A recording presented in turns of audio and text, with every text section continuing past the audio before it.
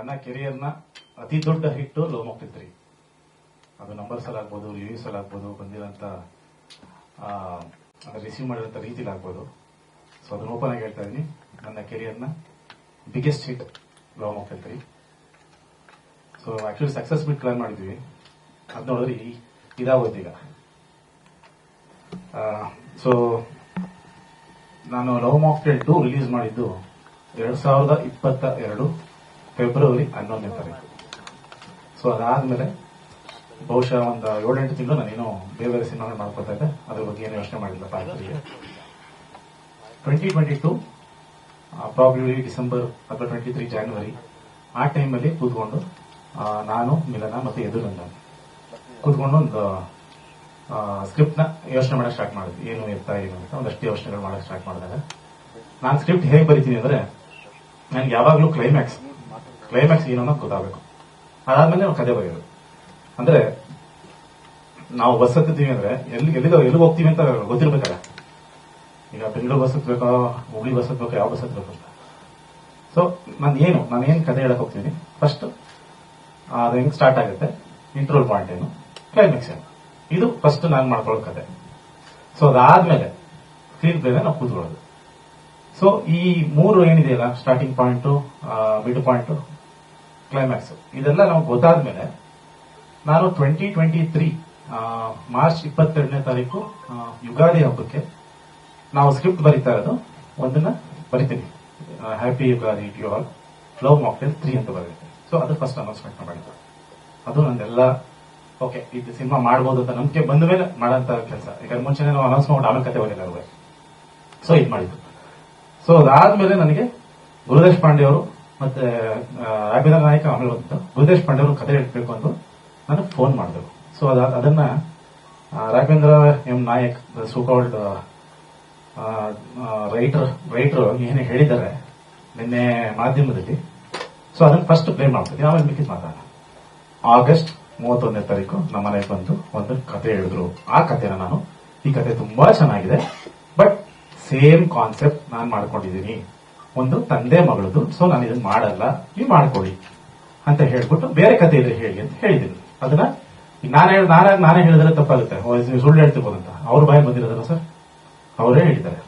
Okay. So ಅದಾದ್ಮೇಲೆ ನನಗೆ ಬೇರೆ ಕತೆ ಹೇಳಿದ್ರು. ಸೊ ಅದಾದ್ಮೇಲೆ ನೆಕ್ಸ್ಟ್ ಅದು ಮಾಡಲಿಲ್ಲ, ಅದೆಲ್ಲ ಏನೋ ಆಯ್ತು ಬಿಡಿ. ಸೊ ರಿಲೀಸ್ ಆದ್ಮೇಲೆ ಈಗ ಬಂದಿದ್ದಾರೆ. ಅದನ್ನ ಹೇಳ್ಬಿಟ್ಟಿದ್ದೀನಲ್ಲ, ಇದನ್ನ ಹೇಳ್ಬೋದಲ್ಲ. ಓಕೆ. ಅವ್ರು ಹೇಳಿದ್ರು ಈ ಕತೆ ಅದ್ಭುತವಾಗಿದೆ ಅಂತ.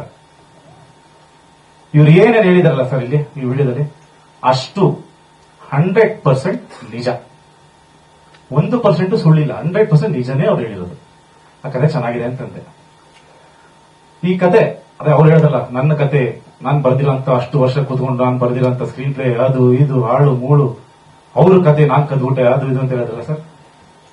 ದಯವಿಟ್ಟು ನಿಮ್ಮೆಲ್ಲರ ಕೈಯಲ್ಲಿ ಫೋನ್ ಇದೆ ಅಲ್ವಾ, ಗೂಗಲ್ ಓಪನ್ ಮಾಡಿ ಸರ್, ಜಸ್ಟ್ ಗೂಗಲ್ ಓಪನ್ ಮಾಡಿ.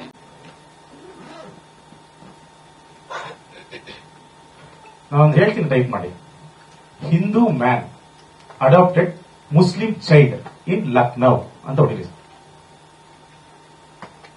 ಸೊ ಅಲ್ಲಿ ನಿಮ್ಗೆ ಒಂದು ಕೇಸ್ ಬರುತ್ತೆ.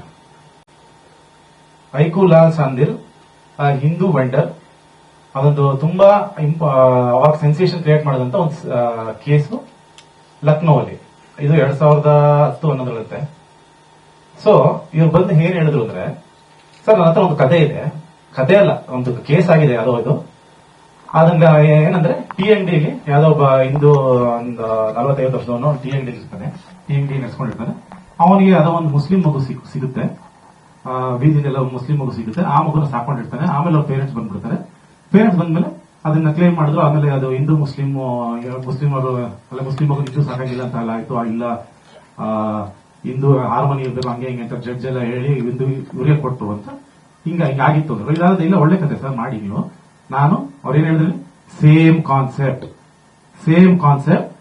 ಅಲ್ಲಿ ಏನು ಹುಡುಗ ತಂದೆ ಮಗ ಏನು ಹೇಳ್ತಿದಾರಲ್ಲ, ಅದೆಲ್ಲ ತಂದೆ ಮಗಳದು ಕತೆ ನಾನು ಮಾಡ್ಕೊಂಡಿದೀನಿ.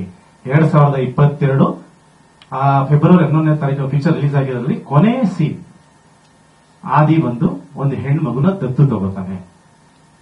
ಅಲ್ವಾ, ಹೆಣ್ಮಗುನ ದತ್ತು ತಗೊಂಡಿರ್ತಾನೆ.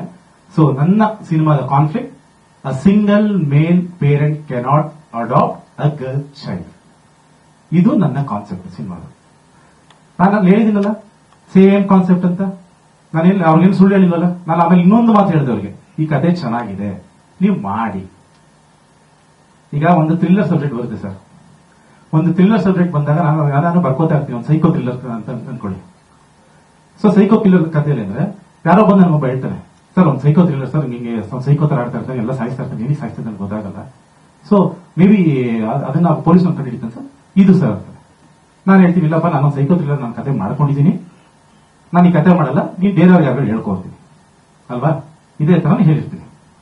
ಸೊ ಅದಾದ್ಮೇಲೆ ಸಿನಿಮಾ ರಿಲೀಸ್ ಆದ್ಮೇಲೆ ಈಗ ಇನ್ನೊಂದು ವಿಡಿಯೋ ಅವ್ರ ಬಾಯಿಂದ ಬಂದಿರುವಂತದ್ದು, ಇನ್ನೊಂದು ವಿಡಿಯೋ ಹೇಳ್ತೀನಿ ಕೇಳಿ. ಸೊ ಕೇಳಿಸ್ಕೊಂಡ್ರಿ. ಈಗ ಅದೇ ಆ ಥ್ರಿಲ್ಲರ್ ಸಬ್ಜೆಕ್ಟ್ಗೆ ಬಂದ್ಬಿಟ್ಟು, ಸರ್ ನೀವು ಕತೆ ಸೇಮ್ ಮಾಡ್ಬಿಟ್ಟಾರ ಸರ್, ಏನ್ ಸರ್ ಕತೆ? ಅದೇ ಸರ್ ನೀವು ಥ್ರಿಲ್ಲರ್ ಮಾಡ್ಬಿಟ್ಟಿದ್ದೀರಾ, ಇದು ಕ್ರೈಮ್ ಯಾವ್ದು ಸೈಕೋ ಥ್ರಿಲ್ಲರ್, ಹೌದಾ? ಏನ್ ಮಾಡಿದೀನಿ ಸರ್? ಇಲ್ಲ ಅವ್ನು ಎಲ್ಲಾದ್ರೂ ಕೊಲೆ ಮಾಡ್ತಿರ್ತಾನೆ ಸರ್, ನಾನು 15 ಸಾವಿರ ಹೇಳಿದ್ದೀನಿ ಸರ್, ನಾನು ಸೈಕೋ ಥ್ರಿಲ್ಲರ್ ಮಾಡ್ತೀನಿ, ನಾವು ಕೊಲೆನೇ ತಾನೇ ಮಾಡ್ತಾನೆ, ಇದೇನ್ ಮಾಡ್ತಾನೆ? ಇಲ್ಲ ಸರ್ ನಾನು ಅದರಲ್ಲಿ ಪೊಲೀಸ್ನವ್ರು ಹುಡ್ಕೊಂಡ್ ಬಂದಿದ್ದ, ಇದರಲ್ಲಿ ನೀವು ಪೊಲೀಸ್ನವ್ರು ಉಳಿಸ್ಬಿಟ್ಟಿದ್ದೀರಾ, ಕೊಲೆ ಆದ್ಮೇಲೆ ಪೊಲೀಸ್ನವರೇ ಬರ್ತಾರೆ, ಇನ್ಯಾರು ಬರ್ತಾರೆ? ಏನಾದ್ರೂ ಲಾಜಿಕ್ ಇದೆಯಾ ಹೇಳೋ ಮಾತಲ್ಲಿ? ಅಲ್ಲೇ ಯಾರೋ ಮೀಡಿಯಾದ ಪಾಪ ತುಂಬಾ ಚೆನ್ನಾಗಿ ಕೇಳಿದ್ರು, ಸರ್ ಸ್ಕ್ರೀನ್ ಪ್ಲೇ ಏನಾದ್ರು ನಿಮ್ ತರನೇ ಇದೆಯಾ ಅಂದ್ರು. ಇಲ್ಲ ಸ್ಕ್ರೀನ್ ಪ್ಲೇ ಎಲ್ಲ ಏನಿಲ್ಲ. ಹೌದಾ, ಓಕೆ ಸರ್. ಸೀನ್ಸ್ ಯಾವ್ದಾದ್ರು ತಗೊಂಡಿದ್ರಿ? ಇಲ್ಲ ಯಾವ ಸೀನ್ ತಗೊಂಡಿದ್ರು? Okay sir. ಡೈಲಾಗ್ಸ್? ಯಾವ ಡೈಲಾಗ್ಸ್ ಇಲ್ಲ. ಮತ್ತೆ ಏನಯ್ಯ ನಿಂದು, ಏನಕ್ಕಾಯ ಬಂದಿದ್ಯಾ? ಲವ್ ಮಾಕ್ಟೇಲ್ ನ ನಿಲ್ಸಿ ಗೆಲ್ಸಿ ಪ್ರತಿ ಒಂದು ಎಫರ್ಟ್ ನಾವು ಎಷ್ಟು ಹಾಕಿದೀವಿ ನಮಗ್ ಗೊತ್ತು. ಅದು ನನ್ನ ಲವ್ ಮಾಕ್ಟೇಲ್ ಇವತ್ತೇನು 2019-20 ರಿಲೀಸ್ ಆಯ್ತು, ಅದನ್ನ ನೀವು ಬರೀ ಸಕ್ಸಸ್ ನ ನೋಡಿರ್ತೀರಾ. ಆ ಲವ್ ಮಾಕ್ಟೇಲ್ ಆಗಕ್ಕೆ ಅದಕ್ಕೆ ಹಿಂದೆ 10 ವರ್ಷ ನಾವ್ ಏನ್ ಕಷ್ಟಪಟ್ಟಿದ್ದೀವಿ. ಆ ಲವ್ ಮಾಕ್ಟೇಲ್ ಸುಮ್ಮನೆ ಆಗಿಲ್ಲ, ಆ ಫ್ರಾಂಚೈಸಿ 3 ಸಲ ಸುಮ್ಮನೆ ಬಂದಿಲ್ಲ. ನಮ್ಮ ಎಫರ್ಟ್ ಅಷ್ಟು ವರ್ಷದಿಂದ ನಾವು ಆನೆಸ್ಟ್ ಆಗಿ ಎಫರ್ಟ್ ಮಾಡ್ಕೊಂಡು ಬಂದಿರೋದಕ್ಕೆ ಇವತ್ತು ನಾವು ಬಂದಿಲ್ಲಿ ಕೂತಿರೋದು. ಇವಾಗ ಯಾರೋ ಬಂದ್ಬಿಟ್ಟು ಅಂದ್ಬಿಟ್ರೆ, ಬೇರೆ ಯಾರು ಚೆನ್ನಾಗಿ ಕೇಳಿದ್ರು ಪ್ರಶ್ನೆ, ಸರ್ ಏನಾರ ಡೈಲಾಗ್ ಇದೆಯಲ್ಲ? ಯಾವ ಡೈಲಾಗ್ ಇಲ್ಲ, ನೀವ್ ಅನ್ಸುತ್ತಲ್ಲ. ಸೊ ಇಲ್ಲಿ ಆಕ್ಚುಲಿ ನಾನು ವಾದ ಮಾಡೋಕ್ಕಿಂತ ಅವರೇ ಎಲ್ಲರೂ ಹೇಳ್ಬಿಟ್ಟಿದ್ದಾರೆ. ಅಂಡ್ ಇನ್ನೊಂದು ತುಂಬಾ ಚೆನ್ನಾಗಿ ಹೇಳಿದ್ದಾರೆ ಆಕ್ಚುಲಿ. ಸರ್ ಏನಕ್ಕೆ ಬಂದಿದ್ದಾರೆ ಸರ್, ಏನ್ ಬೇಕು? ಇಲ್ಲ ಯಾವ ಕಥೆಗಾರರಿಗೂ ಯಾವ ರೈಟರ್ಗೂ ಅನ್ಯಾಯ ಆಗಬಾರ್ದು ಸರ್, ಇದೊಂದು ಮಾತ್ರ ನೀವು ತುಂಬಾ ಕರೆಕ್ಟ್ ಆಗಿರ್ತಾರೆ. ಯಾವ ನಿಜವಾದ ರೈಟರ್ಗಳಿಗೆ ಅನ್ಯಾಯ ಆಗಬಾರ್ದು. ಡಾರ್ಲಿಂಗ್ ಕೃಷ್ಣ ಅವರಿಗೆ ಡೈರೆಕ್ಟರ್ ಅಂತ ಅನ್ಕೊಂಡವ್ರು ಅವರು, ಪುಣ್ಯಾತ್ಮರು. Darling Krishna is a writer director. ನಾನು ಡೈರೆಕ್ಟ್ ಮಾಡೋಕ್ಕಿಂತ ಮುಂಚೆ I am a writer. First ನನ್ನ ಕತೆ ಬರೆದಿದ್ದೀವಿ, 4 ವರ್ಷ ಈ ಕತೆನ ನಾವು ಬರೆದಿದ್ದೀವಿ, ಬರೆದ ಮೇಲೆ ಡೈರೆಕ್ಟರ್ ಆಗಿರೋದು. ಸೊ ಅನ್ಯಾಯ ಆಗಬಾರ್ದು ಯಾರಿಗೆ? ನಿಜವಾದ ರೈಟರ್ಗಳಿಗೆ. ಯಾವುದು ಸೋಷಿಯಲ್ ಮೀಡಿಯಾದಲ್ಲಿ ಸಿಗೋ ಕತೆ ಇಟ್ಕೊಂಡ್ರು, ಗೂಗಲ್ ನಲ್ಲಿ ಸಿಗೋ ಕತೆ ಇಟ್ಕೊಂಡು ಬಂದ್ಬಿಟ್ಟು ಇದು ನನ್ನ ಕತೆ ಅಂತ ಹೇಳ್ತಾವಲ್ಲ, ಇವ್ರಿಗೆ ಏನಾದ್ರೂ ತಲೆಯಲ್ಲಿ ಕಾಮನ್ ಸೆನ್ಸ್ ಅನ್ನೋದನ್ನ ಇದೆಯಾ? ಒಬ್ಬರದ್ದು ನಮ್ ಕತೆ ಅಂತ ಕ್ಲೇಮ್ ಮಾಡೋದಕ್ಕೆ ಒಂದು ನಾವು ಬರೀಬೇಕು, ಅದನ್ನ ಆ ಆಲೋಚನೆ ನಮ್ದಾಗಿರ್ಬೇಕು. ಗೂಗಲ್ ಅಲ್ಲಿ ಆ ಕತೆ ಎಷ್ಟು ಸೆನ್ಸೇಷನ್ ಕತೆ 2011 ನಡೆದಿರೋ ಲಕ್ನೋ ಕೇಸ್ ತಗೊಂಡ್ಬಂದ್ಬಿಟ್ಟು ನಾನ್ ಬರ್ದಿರೋದು ನಿಮ್ಗೆ ನಿಮ್ದು ತಗೊಂಡಿದ್ದೀರಾ? ಏನಾದ್ರು ಆಯ್ತಪ್ಪ, ಯಾವ್ದಾದ್ರು ಒಂದ್ ಸೀನ್ ಇದೆ ಹೇಳೋದು, ಯಾವ ಸೀನ್ ಇಲ್ವಂತೆ? ಏನೋ ಒಂದ್ ಡೈಲಾಗ್ ಇದ್ರೆ ಯಾವ ಡೈಲಾಗ್ ಇಲ್ವಂತೆ? ಯಾವ ಡೈಲಾಗ್ ಇಲ್ಲ, ಯಾವ ಸೀನ್ ಇಲ್ಲ, ಈ ಸ್ಕ್ರೀನ್ ಪ್ಲೇನೇ ಬೇರೆ, ಬ್ಯಾಕ್ ಡ್ರಾಪ್ ಬೇರೆ ಅಂದ್ಮೇಲೆ ಇನ್ನೇನು ಪ್ರಾಬ್ಲಮ್ ಏನಿದ್ದು? ಸಿಂಪಲ್ ಅಲ್ವಾ? ಒಂದ್ ಒಳ್ಳೆ ಸಿನಿಮಾ ಮಾಡುವ ಹೆಸರು ಮಾಡಬಹುದಲ್ವಾ? ಗೊತ್ತು, ಈಗ ಅವರು ಸಿನಿಮಾಗಳು ಬರ್ತಾ ಇದೆ, ಪಾಪ ಅವ್ರಿಗೂ ಪ್ರಮೋಷನ್ ಬೇಕು. ಅದಕ್ಕೆ ನಮ್ಮ ಸಿನಿಮಾ ಮುಖಾಂತರ ಪ್ರಮೋಷನ್ ಯಾಕೆ ತಗೋತೀರಾ? ನಾವು 2010 ಒಂದು ದಿನನೂ ಒಂದು ಸದಿನೂ ಬಂದ ಈ ತರದ ಒಂದು ಪ್ಲೇಸ್ ಮೀಟ್ ಮಾಡಿಲ್ಲ ನನ್ನ ಜೀವನದಲ್ಲಿ. ಫಸ್ಟ್ ಟೈಮ್ ಬಂದಿರೋದು ಈ ತರ. ನಮ್ಗಲ್ಲಿ ಅಷ್ಟು ದೊಡ್ಡ ಸಕ್ಸಸ್ ಆಗಿದೆ ಸಿನಿಮಾ, ಅದನ್ನ ಎಂಜಾಯ್ ಮಾಡೋಣ. ಇವ್ರುಗಳ ಕೇಳೋ ಆನ್ಸರ್ನ ಉತ್ತರ ಕೊಡೋಣ. ಮೊನ್ನೆ ಯಾರೋ ಒಂದು ಚೆನ್ನಾಗಿತ್ತು, ಸುನೇನಾ ಸುರೇಶ್ ಅವರು ಅದ್ಭುತವಾಗಿ ಸಿನಿಮಾವನ್ನ ನೋಡ್ಬಿಟ್ಟು ಟೈಮ್ಸ್ ಅಲ್ಲಿ ಇದ್ರಲ್ಲ, ಇನ್ಸ್ಟಾಗ್ರಾಮ್ ಅಷ್ಟು ಚೆನ್ನಾಗಿ ಬರೆದಿದ್ದಾರೆ, ಸಿನಿಮಾ ಅಷ್ಟಿಷ್ಟ ಆಯ್ತು ಇಷ್ಟಿಷ್ಟ ಆಯ್ತು ಅಂತ. ಕೆಳಗಡೆ ಒಂದು 5 ಕಾಮೆಂಟ್ ಇದೆ, ಅದ್ರಲ್ಲಿ ಒಬ್ಬ ಕಾಮೆಂಟ್ ಆಗ್ತಾನೆ, ಸೆಕೆಂಡ್ ಹಾಫ್ ತೆಗೆದವ್ರೆ ಅಂತ ಆಗ್ತಾನೆ. ಯಾರು ಸರ್ ತೆಗೆದಿರೋದು ಇದು? ಒಬ್ಬ ಮೇಕರ್ಗೆ ಇದಕ್ಕಿಂತ ಒಂದು ಅವಮಾನ ಮಾಡೋದಿದೆಯಾ? ನಾನು ದೊಡ್ಡ ರೈಟ್ರು ಅಂತ ಏನೋ ಹೇಳ್ಕೊಂಡು ತಿರುಗಾಡ್ತಾವಲ್ಲ, ನಮಗೆ ಎಷ್ಟು ಮರ್ಯಾದೆ ಹೋಗಿದೆ ಹೇಳಿ.